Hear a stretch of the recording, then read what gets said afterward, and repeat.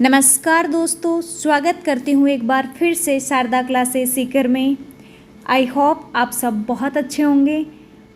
आज का जो वीडियो है वो है अधीनस्थ बोर्ड से के जो पुराने क्वेश्चंस पेपर हैं उनसे रिलेटेड है। आज का पेपर है हाउस कीपर सीधी भर्ती 2022 का। ये एग्ज़ाम 9 जुलाई 2022 को कंडक्ट कराया गया था। पेपर कोड है इसका 124।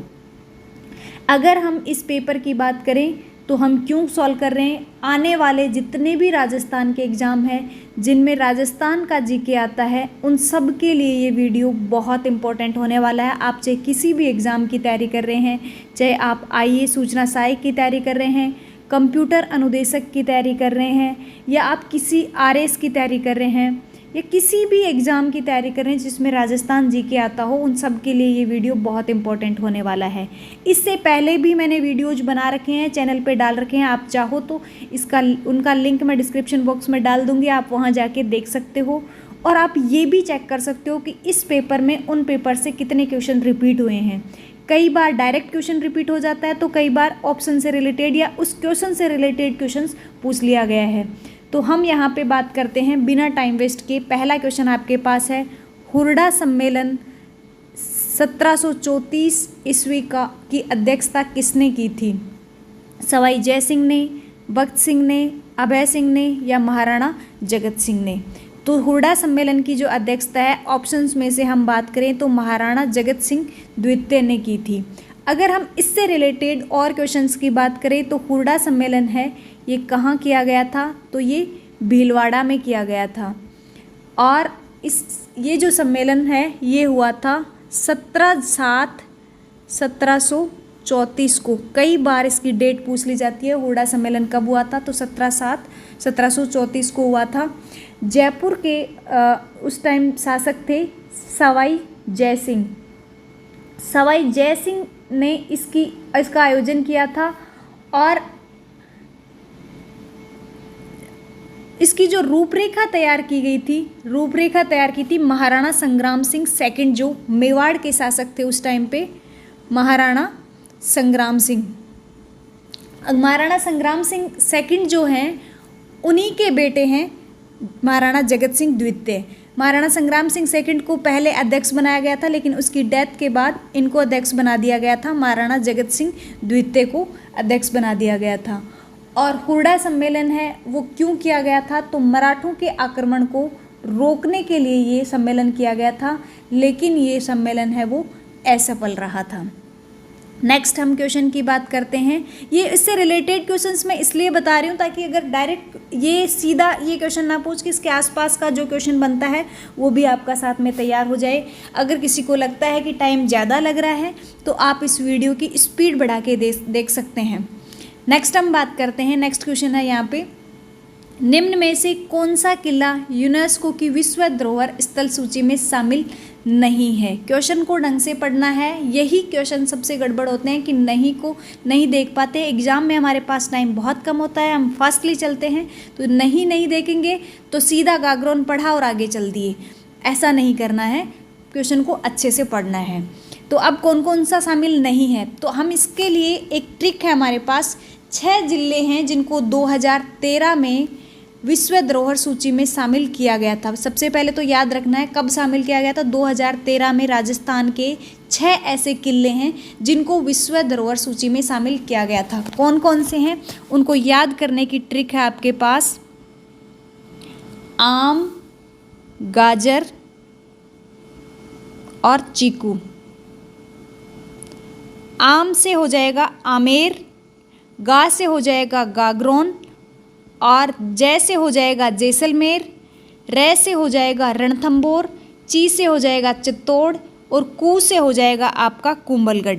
अब आप ऑप्शन में देखोगे तो गाजर में गागरोन और जैसलमेर आ गए, और चिक्कू में कुंभलगढ़ आ गया।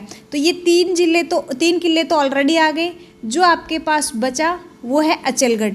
तो अचलगढ़ का किला है, इसको शामिल नहीं किया गया है। जैसलमेर के किले को सोनार का किला भी कहा जाता है, ये भी कई बार पूछ लिया जाता है। राजस्थान में सबसे पहले किस स्थल को विश्व धरोहर सूची में शामिल किया गया? तो वो किया गया था केवलादेव घनापक्षी विहार जो भरतपुर वाला है उसको 1985 में सबसे पहले विश्व धरोहर सूची में शामिल किया गया था। उसके बाद 2013 में इन 6 किलों को शामिल किया गया था विश्व धरोहर सूची में, और 2019 में शामिल किया गया था जयपुर परकोटा को। तो ये भी इससे रिलेटेड कुछ इंपॉर्टेंट क्वेश्चंस थे। नेक्स्ट हम बात करते हैं थर्ड क्वेश्चन की, तो वो हो जाएगा जयपुर के किस शासक ने ब्रिज निधि उपनाम से कविताओं की रचना की थी। दो चीज़ें हैं, एक तो है ब्रिज निधि और एक आपको याद रखना है ब्रिजराज। दोनों उपाधियों को याद रखना है। दूसरा आपके पास हो जाएगा ब्रिजराज। ब्रिजराज की जो उपाधि है वो किसने दी थी, तो ब्रिजराज का अगर कहीं पे आपको दिया जाए तो ब्रिजराज का नाम आ जाए तो शासक बदन सिंह नाम के एक शासक हुए थे, उनसे रिलेटेड आता है। लेकिन ब्रिज निधि की अगर हम बात करें तो ब्रिज निधि है सवाई प्रताप सिंह। ऑप्शन नंबर हमारे पास फर्स्ट ही हो जाएगा, सवाई प्रताप सिंह। सवाई प्रताप सिंह के शासक की अगर शासनकाल की अगर हम बात करें तो इनके शासनकाल में 22 कवि हुआ करते थे, 22 ही इनके दरबारी हुआ करते थे और 22 ही इनके दरबार में विद्वान हुआ करते थे। तो ये कुछ इनसे रिलेटेड इम्पोर्टेंट फैक्ट रहे। नेक्स्ट क्वेश्चन हमारे पास हो जाएगा निम्नलिखित में से प्रख्यात चरी नृत्यांगना कौन है। इनमें से प्रमुख चरी नृत्यांगना है वो कौन है, मांगी बाई है, फल्कू बाई है, गुलाबो है या तीजन बाई है। तो ये चरी नृत्यांगना की अगर हम बात करें तो ये हो जाएगी हमारे पास फल्कू बाई। फल्कू बाई है वो प्रख्यात चरी नृत्यांगना है। इसके अलावा अगर हम चरी नृत्यांगना की एक और बात करें तो वो यहाँ ऑप्शन में नहीं है, लेकिन अगर वो मिल जाए तो वो भी याद रखना आपको, सुनीता बाई। सुनीता बाई भी चरी नृत्यांगना की फेमस नृत्यांगना है। अब इसके अलावा अगर हम और इम्पोर्टेंट फैक्ट्स की अगर हम बात करें तो वो हमारे पास हो जाएंगे मांगी बाई से रिलेटेड। अगर हम देखें तो आपको पता है ये फेमस तेराताली नृत्यांगना है। तेराताली नृत्य है वो रामदेव जी की आराधना में किया जाता है। गुलाबों को आप जानते ही हैं, ये फेमस कालबेलिया नृत्यांगना है। तो ये इन दोनों से रिलेटेड भी कुछ ये मांगी बाई और गुलाबों के बारे में काफ़ी बार क्वेश्चन आया हुआ भी है, अगर आपने नहीं देखा तो देख लेना एक बार। उसके अलावा हम नेक्स्ट क्वेश्चन की बात करते हैं। राजस्थान में स्त्री परिधान पोमचा को कहा जाता है। स्त्री परिधान पोमचा, पोमचा है वो राजस्थान में शेखावाटी क्षेत्र में ज़्यादातर ओढ़ा जाता है। जाट महिलाओं के द्वारा ये ओढ़ा जाता है। पोमचा वैसे देखा जाए तो 3 टाइप के पोमचा होते हैं। एक होता है पीला पोमचा। पोमचा की हम देखें तो 3 टाइप हैं। एक है हमारे पास पीला पोमचा, एक है गुलाबी पोमचा और एक है चीड़ पोमचा। पीला जो है यहाँ हमारा आंसर हो जाएगा पीला पोमचा। पीला पोमचा कब ओढ़ा जाता है, ये पुत्र जन्म पे ओढ़ा जाता है। पुत्र जन्म के टाइम पीला पोमचा ओढ़ा जाता है। पुत्री जन्म के टाइम पे गुलाबी पोमचा ओढ़ा जाता है। और जो चीड़ पोमचा तीसरी मैंने बात की थी, चीड़ पोमचा हाड़ौती क्षेत्र में ओढ़ा जाता है विधवा महिलाओं के द्वारा। तो ये भी अगर पूछ लिए जाएं तो ये पूछ सकते हैं कहाँ पे और किस लिए ओढ़ा जाता है। तो ये इनसे रिलेटेड क्वेश्चंस थे हमारे इम्पोर्टेंट। यहाँ इसका आंसर जो हो गया पोमचा किससे रिलेटेड है, तो पीला है वो पीला पोमचा। नेक्स्ट हमारे पास क्वेश्चन हो जाएगा राजस्थान केसरी समाचार पत्र प्रकाशन किसने प्रारंभ किया था। तो राजस्थान केसरी समाचार पत्र है, ये किसने प्रकाशित किया था, तो ये सबको पता होगा। हालांकि ये इम्पॉर्टेंट क्वेश्चन है, बहुत इम्पॉर्टेंट है। विजय सिंह फतिक के द्वारा 1920 में प्रकाशित किया गया था। और ये कहाँ से प्रकाशित किया गया था, तो ये याद रखना आपको, वर्धा महाराष्ट्र से प्रकाशित किया गया था। अगर 2 और इम्पोर्टेंट फैक्ट यहाँ से बनते हैं, अगर आपने सुने होंगे नाम, तो एक है नवीन राजस्थान और एक है तरुण राजस्थान। ये भी दोनों बहुत इम्पोर्टेंट है। नवीन राजस्थान है ये 1921 में प्रकाशित किया गया था और तरुण राजस्थान है ये 1923 में प्रकाशित किया गया था। नेक्स्ट क्वेश्चन देखते हैं। नेक्स्ट क्वेश्चन हमारे पास हो जाएगा हल्दी घाटी के युद्ध के बाद महाराणा प्रताप ने अपनी राजधानी कहाँ स्थापित कर ली थी। सबसे पहले तो हम देखते हैं हल्दी घाटी का युद्ध हुआ कब था। तो हल्दी घाटी का युद्ध हुआ था 1576 में। बहुत इम्पॉर्टेंट है, याद रखना है कब हुआ था, 1576 में। किस किस के बीच हुआ था ये भी आपको याद रखना है। और महाराणा प्रताप की इसमें विजय हुई थी। अकबर और महाराणा प्रताप के बीच हुआ था। महाराणा प्रताप ने 1576 के बाद जो 1576 में युद्ध किया था ये, उसके बाद 1582 में युद्ध किया था दिवेर का युद्ध, और उसके बाद 1585 में किया था चावंड का युद्ध। चावंड के युद्ध में विजय के बाद इन्होंने अपनी राजधानी चावंड को ही बना लिया था। तो यहाँ आपके पास ऑप्शन दिया हुआ है सी, चावंड को इन्होंने अपनी राजधानी बना लिया था हल्दी घाटी के युद्ध के बाद। इसके अलावा अगर हम बात करें महाराणा प्रताप का जन्म कब हुआ था, तो इनका जन्म हुआ था 1540 में। इनका राज्याभिषेक हुआ था 1572 में, और 76 में इन्होंने हल्दी घाटी का युद्ध लड़ा था, 82 में इन्होंने दिवेर का युद्ध लड़ा था, और 85 में इन्होंने चावंड का युद्ध लड़ा था, और 1597 में इनकी मृत्यु हो गई थी। तो ये इनसे रिलेटेड इम्पोर्टेंट डेट्स हैं। महाराणा प्रताप से रिलेटेड जो पूछी जाती है। महाराणा प्रताप से रिलेटेड आप देखोगे तो हर एग्ज़ाम में एक क्वेश्चन आपको ज़रूर मिलता है, तो इनको बहुत अच्छे से पढ़कर जाना है। नेक्स्ट हम क्वेश्चन की बात करते हैं। गणगौर किस महीने में मनाई जाती है? तो गणगौर मनाई जाती है चैत्र महीने में। चैत्र शुक्ल तृतीया को मनाई जाती है, और सबसे ज़्यादा फेमस जयपुर की गणगौर है। क्यों गणगौर की पूजा किस लिए की जाती है? शिव पार्वती को पूजा जाता है गणगौर के दिन। इसके अलावा अगर हम गणगौर से रिलेटेड कुछ और फैक्ट्स की अगर हम बात करें तो वो हमारे पास हो जाएंगे। बिना ईसर की गणगौर, बिना ईसर की गणगौर है, ये कहाँ की प्रसिद्ध है? तो ये प्रसिद्ध है जैसलमेर की। अगर सिंपल आपको पूछा जाए कि गणगौर कहाँ की प्रसिद्ध है तो वो जयपुर की है। बिना ईसर की गणगौर पूछ लिया जाए तो वो आपकी प्रसिद्ध है जैसलमेर की। और गुलाबी गणगौर एक और है, गुलाबी गणगौर, ये कहाँ की प्रसिद्ध है? तो गुलाबी गणगौर प्रसिद्ध है नाथद्वारा राजसमंद। तो ये भी आपको याद रखना है अगर पूछ लिया जाए तो।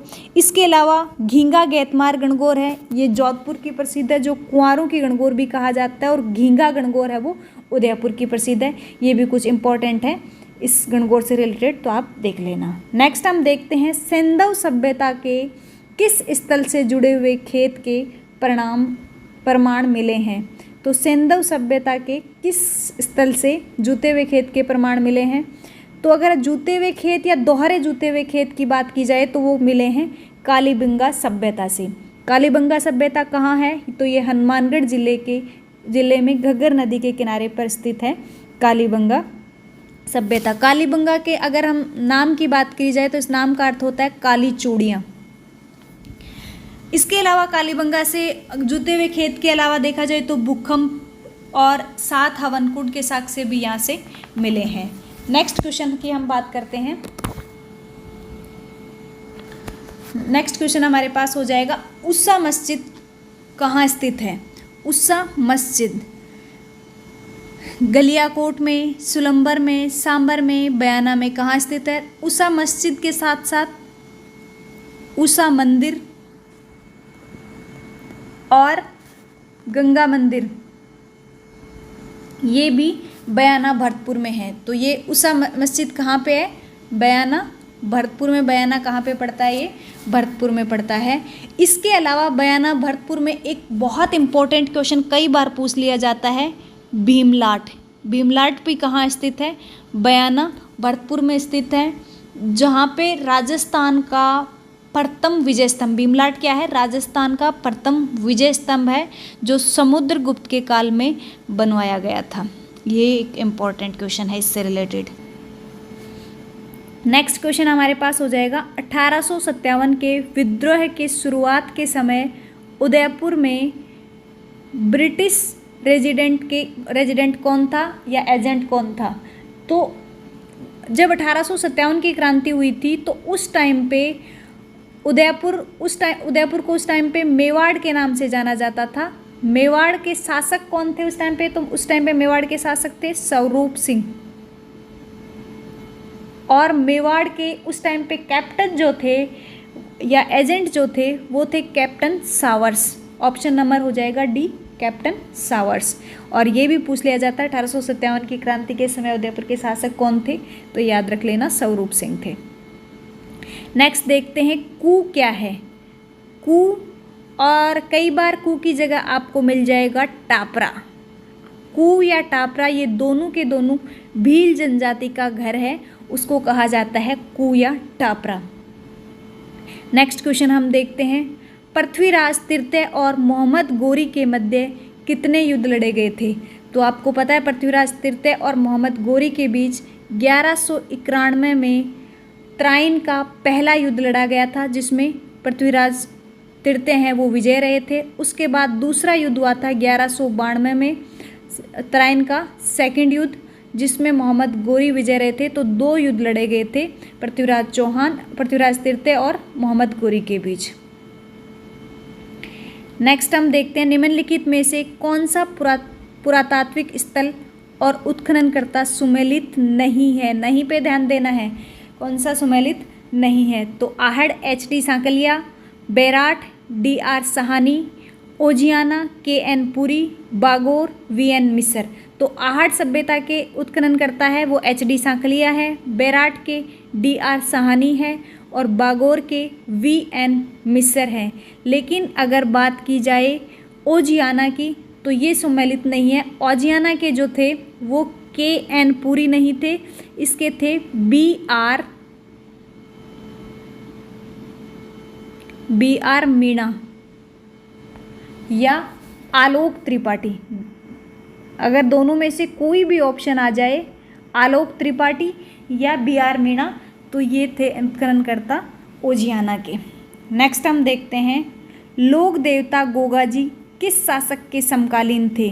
तो लोक देवता गोगाजी हैं वो किस शासक के समकालीन थे। बाबर के, मोहम्मद बिन कासिम के, मोहम्मद गजनबी के या अलाउद्दीन खिलजी के। तो मोहम्मद गजनबी के समकालीन थे। और आपने एक बहुत इम्पोर्टेंट फैक्ट इनके बारे में सुना होगा, कई बार उससे रिलेटेड क्वेश्चन भी पूछा जाता है।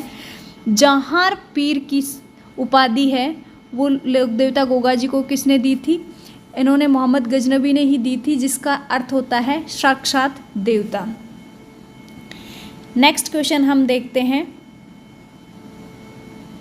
राजस्थान में सीताबाड़ी का मेला कहाँ आयोजित होता है। सीताबाड़ी का मेला है वो कहाँ आयोजित होता है, तिलवाड़ा में, नोखा में, कोलायत में या कैलवाड़ा में। तो ये होता है कैलवाड़ा में। कैलवाड़ा कहाँ पड़ता है, बारां जिले में पड़ता है। और सीताबाड़ी का जो मेला है इसको सहरिया जनजाति का कुंभ भी कहा जाता है, ये भी याद रखना, कई बार पूछ लिया जाता है सहरिया जनजाति का कुंभ किसे कहा जाता है, तो सीताबाड़ी के मेले को ही कहा जाता है जो कैलवाड़ा बारां में है। नेक्स्ट क्वेश्चन हम देखेंगे, नीचे दिए गए जो भी फैक्ट हैं उनमें आपको देखना है कि वाद्य यंत्र के प्रकार दिए गए हैं और वाद्य यंत्र दिए गए हैं, तो इनमें से कौन सा युग्म है वो असंगत है, संगत नहीं असंगत कौन सा है ये देखना है। तत्य वाद्य यंत्र है उसका एकतारा है, सुसीर वाद्य यंत्र अलगोजा है, घन वाद्य यंत्र खड़ताल है वो घन वाद्य यंत्र है, लेकिन जंतर वाद्य यंत्र है वो अवनद वाद्य यंत्र नहीं है। तो ये ऑप्शन आपका है वो असंगत है। अगर अवनद वाद्य यंत्र की बात की जाए तो ड्रम है वो अवनद वाद्य यंत्र में आता है, लेकिन जंतर है ये तो एक वीणा का प्रारंभिक रूप है, इसलिए अवनद वाद्य यंत्र में नहीं आता है।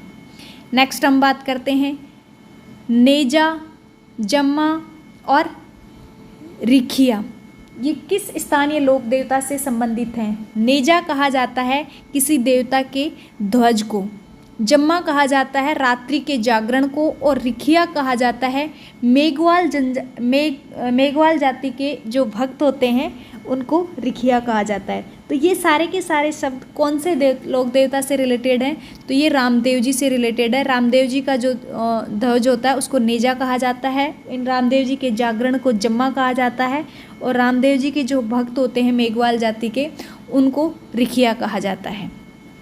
नेक्स्ट क्वेश्चन हो जाएगा, निम्नलिखित में से कौन सा एक राजस्थान का मंदिर सुमेलित नहीं है। तो इनमें से कौन सा मंदिर है वो सही सुमेलित नहीं है। बाहर देवरा शिव मंदिर भीलवाड़ा में है, सूर्य मंदिर झालरापाटन में है, करणी माता का मंदिर बीकानेर में है, जगत शिरोमणि मंदिर उदयपुर में है। तो इनमें से कौन सा है जो आपका सही सुमेलित नहीं किया गया है? तो ये हो जाएगा जगत शिरोमणि का मंदिर है, ये उदयपुर में नहीं है, ये आपका है आमेर में। और इसका निर्माण है ये कनकावती ने कराया था। कनकावती ने अपने पुत्र जगत सिंह की याद में इस मंदिर का निर्माण कराया था। और आपको याद हो तो मीरा ने जिस मूर्ति की पूजा की थी वो यहीं पे स्थित है। नेक्स्ट है नथमल और सालीम सिंह की हवेलियाँ। नथमल और सलीम या सालीम सिंह की जो हवेलियाँ हैं वो कहाँ पर स्थित हैं? सिरोही में, जैसलमेर में, जोधपुर में या बीकानेर में? तो नथमल और सालीम सिंह की जो हवेलियां हैं ये जैसलमेर ज़िले में स्थित हैं। इसके अलावा पटुओं की जो हवेली है वो भी जैसलमेर में स्थित है। ये जो सालीम सिंह की हवेली है इसको नौखंडी हवेली के नाम से भी जाना जाता है। तो ये इम्पॉर्टेंट है। पटुओं की हवेली कई बार पूछ लिया जाता है, वो भी जैसलमेर में ही स्थित है। नेक्स्ट है निम्नलिखित में से किस जिले में अंतर्राष्ट्रीय और अंतर्राज्यीय सीमा दोनों है? ऐसा कौन सा जिला है जो अंतर्राज्यीय सीमा भी बनाता है और अंतर्राष्ट्रीय सीमा भी बनाता है? तो हनुमानगढ़ तो नहीं बनाता, हनुमानगढ़, बाड़मेर, जालोर, बीकानेर। तो दो ऐसे ज़िले हैं जो अंतर्राष्ट्रीय और अंतर्राज्यीय ज़िले बनाते हैं। इनमें से एक आपका हो गया बाड़मेर और दूसरा है गंगानगर। बाड़मेर है ये पाकिस्तान और गुजरात के साथ सीमा बनाता है, और गंगानगर है वो आपका पाकिस्तान और पंजाब के साथ सीमा बनाता है। नेक्स्ट है सोरसान घास के मैदान किस ज़िले में स्थित हैं? तो सोरसान घास के मैदान है ये 12 ज़िले में स्थित है। 12 ज़िले में जहाँ पे गोडाउन पक्षी निवास करते हैं वहाँ सोरसान घास के मैदान स्थित हैं। नेक्स्ट है निम्नलिखित में से कौन सा खनिज और उत्पादन जिला सही सुमेलित नहीं है? आप देखना मैक्सिमम टाइम अधीनस्थ बोर्ड क्वेश्चन को नहीं का ज़्यादातर ध्यान रखना, आपको सुमेलित पूछा है या नहीं पूछा है ये ज़रूर ध्यान देना है। तो इनमें से कौन सा सही सुमेलित नहीं है? टंगस्टन नागौर में, डीडवाना में है, ये तो नागौर में ही है। गार्नेट टोंक में, वेलेस्टाइल नाइट सिरोही में है। फेल्सपार उदयपुर में नहीं है। फेल्सपार है ये उदयपुर की बजाय कहाँ पे है? अजमेर में है। इससे रिलेटेड एक और है, एक तो है फेल्सपार और एक आपके पास है फ्लॉस्फर। फ्लॉस्फर है ये आपके पास है डूंगरपुर में। तो ये याद रखना, डूंगरपुर मांडू की पाल डूंगरपुर में स्थित है फ्लॉस्फर, ये से रिलेटेड है तो ये भी पूछ लिया जाता है। और फेल्सपार है ये आपका है ही अजमेर में। नेक्स्ट है राष्ट्रीय ऊंट अनुसंधान केंद्र कहाँ स्थित है? आई थिंक ये क्वेश्चन तो सबको पता ही होगा। राष्ट्रीय ऊंट अनुसंधान केंद्र कहाँ स्थित है? तो ये बीकानेर ज़िले में स्थित है। नेक्स्ट आपके पास हो जाएगा छप्पन के मैदान कहाँ अवस्थित है? तो छप्पन के मैदान प्रतापगढ़ और बांसवाड़ा ज़िले में स्थित है। प्रतापगढ़ और बांसवाड़ा में 56 गाँव का जो स्थान है उसको छप्पन का मैदान कहा गया है। इसके अलावा इससे रिलेटेड आपसे क्वेश्चन जो बनते हैं वो बनता है 56 की पहाड़ियाँ। 56 का मैदान तो है, 56 की पहाड़ियाँ पूछ लिया जाता है। तो 56 की पहाड़ियाँ कहाँ स्थित है? और एक और क्वेश्चन जो बनता है वो बनता है 56 का बेसिन। तो 56 की पहाड़ियाँ और 56 का बेसिन कहाँ है? तो 56 की पहाड़ियाँ आपके पास हो जाएंगी बाड़मेर ज़िले में, और 56 का बेसिन जो है वो है आपका बांसवाड़ा में। तो ये दोनों भी याद रख लेना है। नेक्स्ट आपके पास है निम्न में से कौन सी चोटी दक्षिण अरावली श्रृंखला में अवस्थित नहीं है? तो इनमें से कौन सी है वो दक्षिण अरावली श्रृंखला में? शेर तो दक्षिण अरावली में है, दिलवाड़ा भी है, कमलनाथ भी है। बिलाली है ये उत्तरी अरावली क्षेत्र में आता है। तो बिलाली है ये आपका दक्षिण के उसमें नहीं है। बिलाली कहाँ पड़ता है? ये अलवर ज़िले में पड़ता है और ये दक्षिण अरावली क्षेत्र में श्रृंखला में आता है। नेक्स्ट और लास्ट क्वेश्चन है इस पेपर का, नहीं सॉरी लास्ट नहीं है अभी, नेक्स्ट 2 क्वेश्चन और है। निम्नलिखित में से कौन सा इसका उत्पत्ति स्थान और नदियाँ सुमेलित नहीं है? फिर से देखो, नहीं पूछा गया है। जानपावा की पहाड़ियाँ, चंबल नदी, नाग पहाड़ की पहाड़ियाँ, लूनी नदी, गोगुंदा की पहाड़ियाँ, बेड़च, और बिजराल की पहाड़ियाँ, बनास। तो बाकी सब तो अगर हम बात करें तो जानपावा की पहाड़ियाँ चंबल नदी पे हैं, नाग पहाड़ लूनी नदी से है, और गोगुंदा की पहाड़ियों से बेड़च नदी निकलती है। तो ये उसका उत्पत्ति स्थान है, ये तो सही दिया हुआ है, लेकिन बिजराल की पहाड़ियों से बनास नदी नहीं निकलती है, बिजराल की पहाड़ियों से निकलती है आपकी खारी नदी। और ये कहाँ, बिजराल की पहाड़ियाँ कहाँ हैं? राजसमंद में हैं। लेकिन खमनोर की पहाड़ियाँ, बनास कहाँ से निकलती है? बनास निकलती है आपकी खमनोर की पहाड़ियों से, ये भी आपकी कहाँ पे है? राजसमंद में ही है। नेक्स्ट हम देखते हैं, निम्नलिखित में से कौन सा संरक्षण रिजर्व और जिला है वो सही सुमेलित नहीं है? बीड़ झुंझुनू में है, रोटू नागौर में है, सुगंधा माता जालोर सिरोही में है, गोगलाव बीकानेर में नहीं है। तो ऑप्शन नंबर डी हो जाएगा।